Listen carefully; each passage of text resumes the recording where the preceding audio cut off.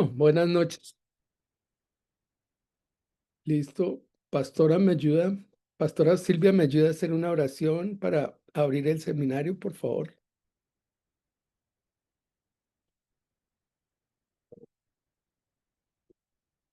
Silvia.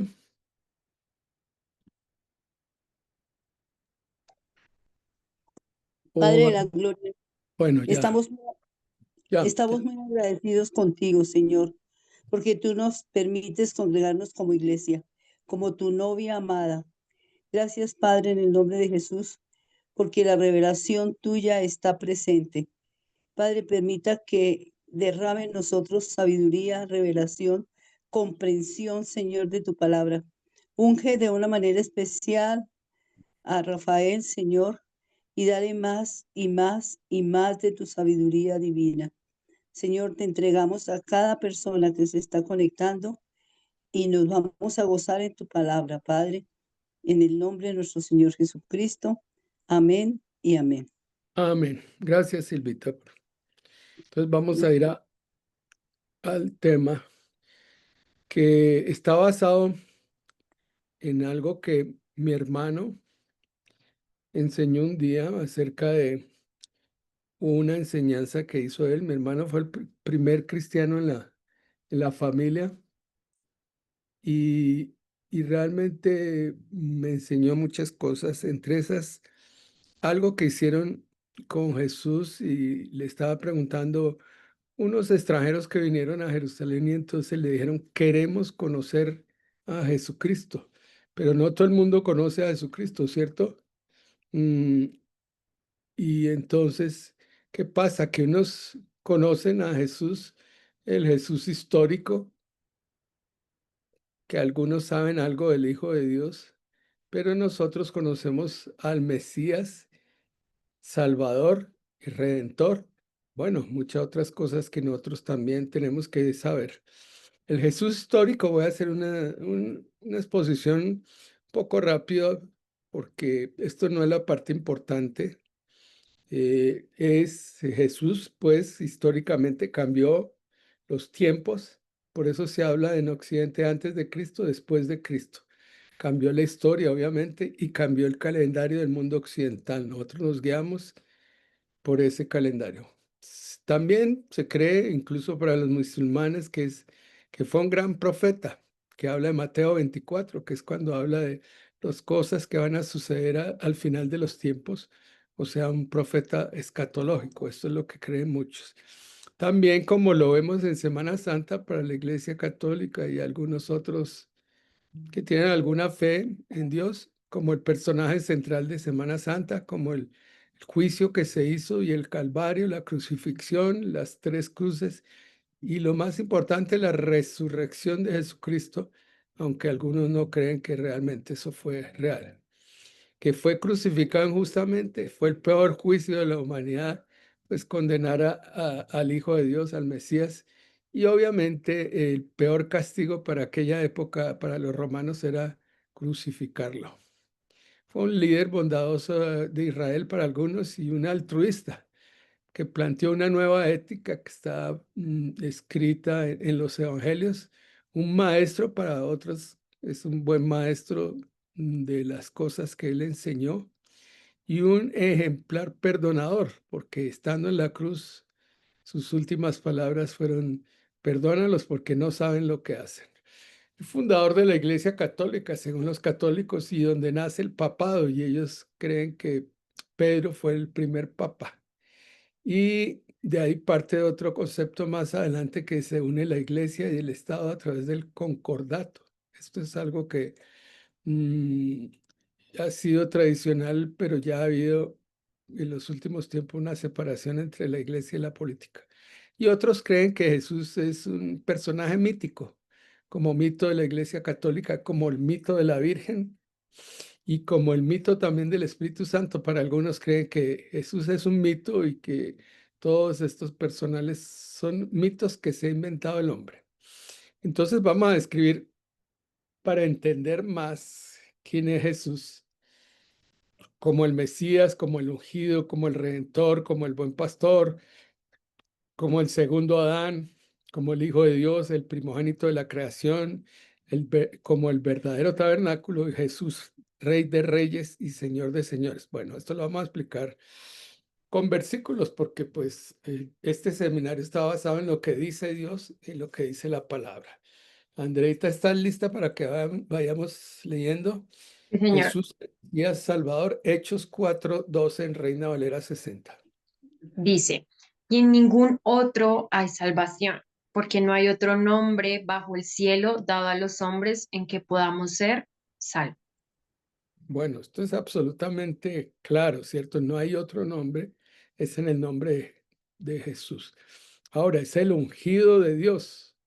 Y eso fue lo primero que Pedro, que lo recibió no por enseñanza, sino lo recibió porque se lo dijo a sí mismo nuestro Señor Jesucristo, le dijo, esto no te lo dio carne ni sangre, sino mi Padre. O sea, fue una revelación del cielo que corresponde también con lo que dice en 1 de Juan 2:20. Pero vosotros tenéis la unción del Santo y conocéis todas las cosas. Jesús habló en la sinagoga cuando fue a su tierra y leyó Isaías 61 y es donde dice, la unción está sobre mí y me ha enviado a predicarle a los pobres, a sanar, a liberar, a todo lo que dice en ese texto que es muy importante y que él lo leyó y dijo, hoy se ha cumplido esta palabra, pero ellos no creyeron. Ahora, también tenemos otra parte importante es que es Jesús el Redentor. Y me llama la atención esto porque el mismo Job lo dice muchísimos años antes, en Job 19:25, Reina Valera 60. Andrea, Yo sé que mi Redentor vive y al fin se levantará sobre el polvo. o sea, le estaba hablando de el Redentor se iba a levantar del polvo, o sea, iba a ser, y iba a morir y a resucitar. Y eso lo dijo Job. Bueno, seguramente lo recibió del Señor directamente. Obviamente, la resurrección es la parte más importante de lo que hizo Cristo. Igual como esto, Jesús, el buen pastor, que muchos lo conocemos como el buen pastor de Juan 10, como ustedes ven, Jesús es el buen pastor del Salmo 23. Quienes han leído el Salmo 23, pues ahí describe Jesús es el buen pastor y nada me faltará. En delicados pastos me hará descansar. Bueno, eso es todo un salmo que es hermoso y que habla de Jesús como el buen pastor que cuida las ovejas. Cuando él vio a Jerusalén, dijo, son como ovejas que no tienen pastor y por eso nosotros fuimos hechos para que tuviéramos un pastor y nuestro gran pastor es Jesucristo. También Jesús es el segundo Adán. Para los que han leído la doctrina de Pablo en 1 Corintios 15:45 dice así. Así también está escrito. Fue hecho el primer hombre Adán, alma viviente, el postrer Adán, espíritu vivificante. Exacto, nosotros estamos llamados a hacer lo que Cristo es como espíritu vivificante, el espíritu que da vida a nuestro espíritu y a nuestra alma. Ahora, como el Hijo de Dios, y esto le costó la vida a Jesucristo por hacerse llamar el Hijo de Dios, porque lo consideran es una blasfemia para los judíos. En Mateo 3:17 nos describe esto que es muy importante. Y hubo Andrea, una voz de los cielos que decía, este es mi Hijo amado en quien tengo complacencia. ¿quién habló ahí? El Padre. Y específicamente cuando Jesús lo estaba bautizando Juan Bautista, habló una voz del cielo que era el Padre, este es mi Hijo, amado en quien tengo toda mi complacencia. A él oíd.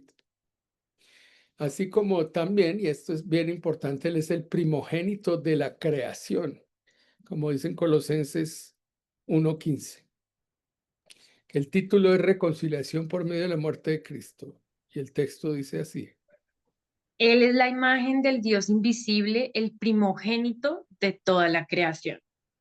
Eso a mí me pareció extraño. Yo, ¿cómo así que el primogénito? Sí, él es el primogénito de la creación.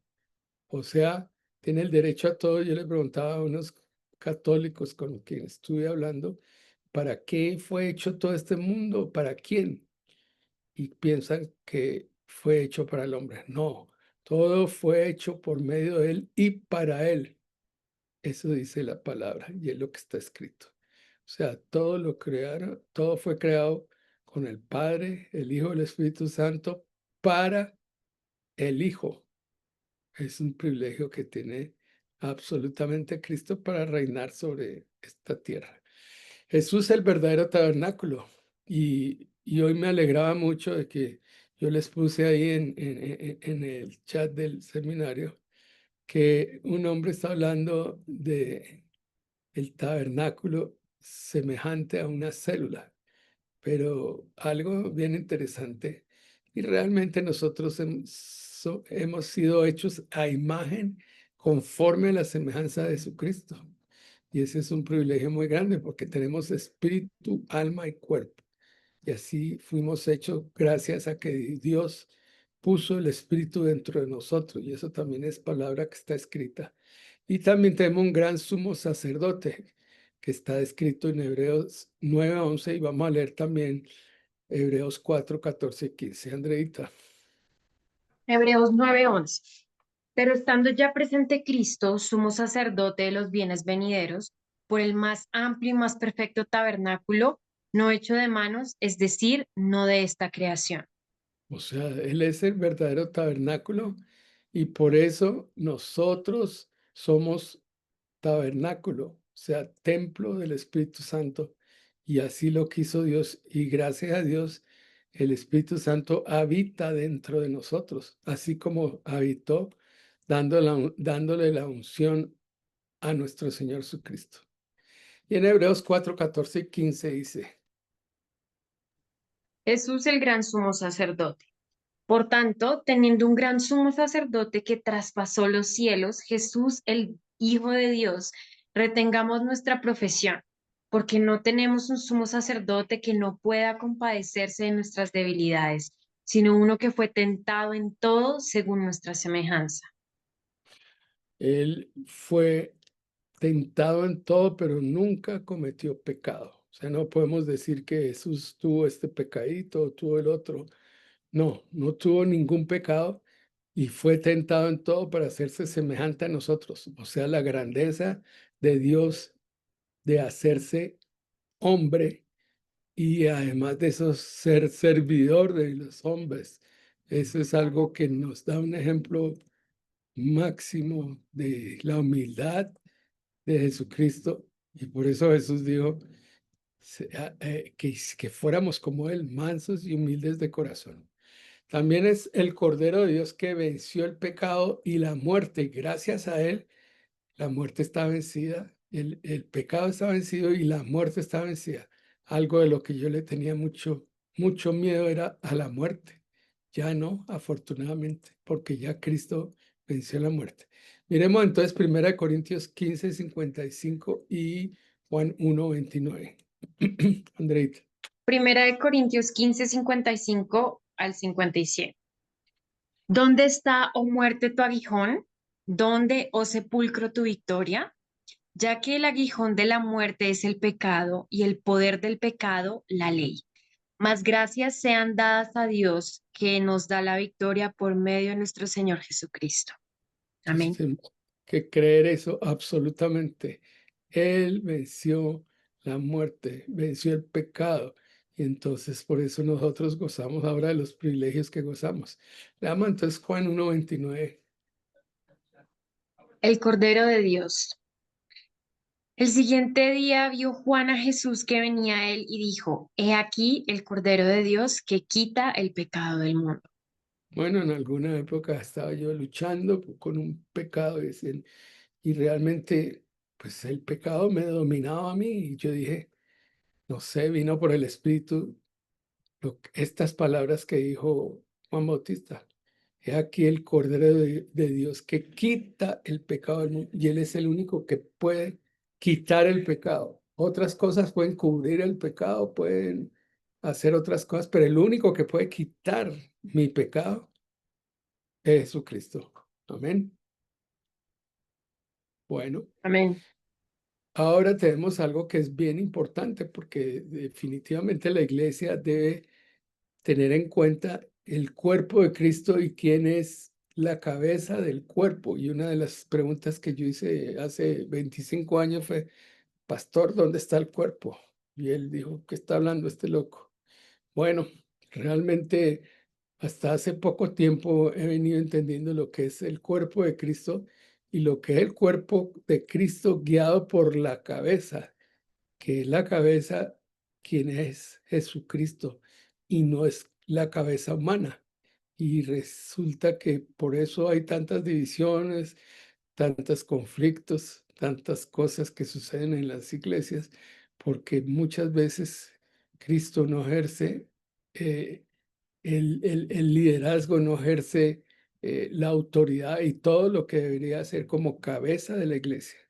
Entonces vamos a leer Efesios 1, 22 y 23. Cabeza de la iglesia y del cuerpo de Cristo. Efesios 1, 22 al 23. Y sometió todas las cosas bajo sus pies y lo dio por cabeza sobre todas las cosas a la iglesia, la cual es su cuerpo, la plenitud de aquel que todo lo llena en todo. Increíble ese versículo 23, la cual es cuerpo, la plenitud. Y yo hice también un estudio acerca de la plenitud de Cristo. De su plenitud tomamos todos gracia sobre gracia. Desafortunadamente, creo que no hemos entendido muy bien la gracia porque realmente todavía no se practica bien esa gracia que enseñó Jesús cuando vio a la mujer samaritana y la trató con gracia, cuando vio a la mujer del pozo, cuando, bueno, todas las cosas que hizo él, a los que sanó y a los que ministró, todo lo hizo con gracia y es un ejemplo de gracia como la parábola del hijo pródigo. Realmente estamos muy en la ley condenando a los demás, poniendo en el dedo a los demás, en vez de ejercer esa gracia que nos enseñó Jesucristo. Me llamó la atención este dibujo, puede ser que lo haya hecho un niño, pero mire cómo es, donde está la cabeza, donde está el Espíritu Santo, donde está el corazón y donde está toda la congregación de los santos, que ese es verdaderamente el cuerpo místico de Cristo. Por eso nosotros celebramos la cena del Señor para rememorar eso que hizo Cristo por nosotros. Ahora es también esto que es importante, el que viene a juzgar el mundo en su segunda venida. Y todavía hay gente que no sabe si Jesús viene por segunda vez. Nosotros estamos convencidos por lo que dice la palabra. Segunda de Timoteo 4, 1 al 2. Nueva traducción viviente. Exacto. En presencia de Dios y de Cristo Jesús, quien un día juzgará a los vivos y a los muertos, cuando venga para establecer su reino. Te pido encarecidamente, predica la palabra de Dios, mantente preparado, sea o no el tiempo oportuno, corrige, reprende y anima a tu gente con paciencia y buena enseñanza. Eso está diciendo al discípulo del apóstol Pablo, ¿cierto? A Timoteo, diciéndole, predica, haz esto que tienes que hacer, porque en ese tiempo se decía, la venida está cerca. Claro que los tiempos para Dios son muy diferentes. Todavía lo estamos esperando, aunque Él dijo, vengo pronto, pero ahora sí podemos estar pensando que se acerca la venida porque se están cumpliendo muchas cosas que Él mismo dijo, profetizó en Mateo 24. Tengo mucho ruido por acá. Él es el que establecerá el reino en el milenio, en el reino venidero, como dice Apocalipsis 24 y versículo 6 también, en la Reina Valera actualizada. Y vi tronos, y se sentaron sobre ellos, y se les concedió hacer juicio. Y vi las almas de los degollados por causa del testimonio de Jesús y por la palabra de Dios. Ellos no habían adorado a la bestia ni a su imagen, ni tampoco recibieron su marca en sus frentes ni en sus manos. Ellos volvieron a vivir y reinaron con Cristo por 1000 años. Bienaventurado y santo el que tiene parte en la primera resurrección. Sobre estos la segunda muerte no tiene ningún poder, sino que serán sacerdotes de Dios y de Cristo y reinarán con él por los 1000 años. Bueno, también esto que es importante y que lo sabemos y lo conocemos, el mismo Esteban, el primero que fue sacrificado por la fe, vio que Jesucristo estaba sentado en el trono con el Padre, como dice Romanos 8:34, en la Reina Valera actualizada. ¿Quién es el que condenará? Cristo es el que murió, más aún es el que también resucitó, quien además está a la diestra de Dios y quien también intercede por nosotros. Bueno, ahí ven algo que seguramente fue hecho con inteligencia artificial, pero es algo muy hermoso. Mire, Jesucristo está a la diestra. ¿Y ustedes saben qué está haciendo a la diestra? Intercede Intercediendo. por nosotros. Él intercede permanente por nosotros, ¿cierto? Porque nosotros hemos creído en Jesús y porque nosotros hemos sido cubiertos en propiciación por la sangre de Jesús. Entonces, esto es algo que para nosotros no podemos estar viendo, como dijo el apóstol Pablo. Ya no tenemos que ver a Cristo en la cruz, tenemos que ver a Cristo en la gloria, como aparece en Apocalipsis capítulo 1, un Cristo que ya no es el cordero sacrificado, sino es el león de la tribu de Judá que viene a juzgar ya cuando pues, se venga como la segunda venida de Jesucristo, y después vamos a ir a un par de eventos porque la iglesia será raptada, cogida de la tierra, porque no baja hasta la tierra, pero sí será jalada hacia arriba y llevada al cielo para celebrar las bodas del Cordero y el juicio de los galardones. Bueno, con esto tenemos la parte teórica. Eh, bueno, por estar en esto me olvidó hacer la pregunta, aunque la tengo aquí en la mente. Por favor, Andreita, ¿me ayudas? Porque aquí es importante, primero, hacernos la pregunta. ¿Conocemos a Jesús revelado en la Biblia, como dice la palabra, lo que acabamos de leer? ¿Y qué parte de eso que leímos, de todos esos textos, de todas esas características de Jesús revelado, nos ha llamado la atención o hemos tenido una experiencia de revelación? Y describamos algo que hace referencia a eso. A mí se me ocurre que cuando yo tuve revelación de que Él es el primogénito de la creación, fue algo que a mí me llamó la atención. Por eso entonces, mire, exactitud en el tiempo, 7:59. Tenemos tiempo aquí para hacer las cosas ¿Me repites, por favor, la segunda pregunta? ¿Qué parte de todas las características reveladas? reveladas nos ha sido revelada a uno de nosotros, porque no muchas veces, como en el caso mío, cuando yo oí que era el primogénito de la creación, a mí me llamó mucho la atención. Entonces, debe haber alguna que le haya llamado la atención a ustedes ahora para que la comenten. Vamos a entrar a los grupos. Esos grupos es para que podamos hablar, comentar, pueden abrir su cámara, su micrófono y hacer su comentario. El que no quiera abrir la cámara también puede hacerlo por el chat o como quieran, pero que haya una participación, y al final hay un representante que va a hacer el resumen de lo que hablamos. ¿Ok? Quiero leerlo del chat. Buenas noches, dice Dayan Brigitte Aguirre Marín. Ella siempre está muy juiciosa con nosotros. Y Andreita, que ustedes también la conocen mucho, la que estaba leyendo ahora, y conocemos a Jesús revelado en la Biblia, como dice la palabra.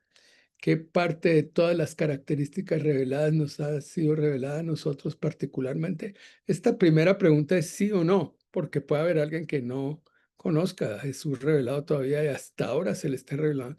¿Y qué parte de todas estas características reveladas ya se ha Jesús como el Hijo de Dios o como el Mesías o como el Salvador, como el Redentor, que es muy importante profundizar para conocer más a Jesús. Y esa es la esencia de la vida eterna cuando uno lee Juan 17:3, que me conozcan a mí, al único Dios verdadero y a Jesucristo. O sea, él dijo, tienen que conocer a Dios Padre, al Hijo y al Espíritu Santo. Bueno, entonces nos vamos para los grupos.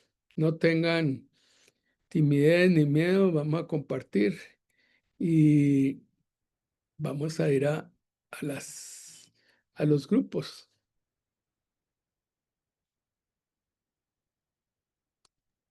¿Ya los pudiste crear? No, todavía no. Ah, bueno. Esto ya había creado un grupo con María Angélica que me estaba volver a crear. Entonces hay que volver a crear. Yo tengo una Así, pregunta, Rafa. Por ejemplo, a de ver. lo que se habló a lo último, de que Jesús intercede por nosotros. em, También habla en la palabra de que el Espíritu Santo intercede por nosotros. O sea que el Espíritu Santo es como el intercesor terrenal y Jesús sería como el del cielo. O sea, no sé cómo explicarlo. De todos modos, es una obra triunitaria. Padre intercede porque el Padre siempre intercede por los hijos. Jesucristo intercede como nuestro abogado y el Espíritu Santo también intercede con gemidos indecibles, hablando a través de nosotros para ayudarnos a nosotros. O sea, el Padre, Hijo y Espíritu Santo están, Intercediendo. Ok, sí.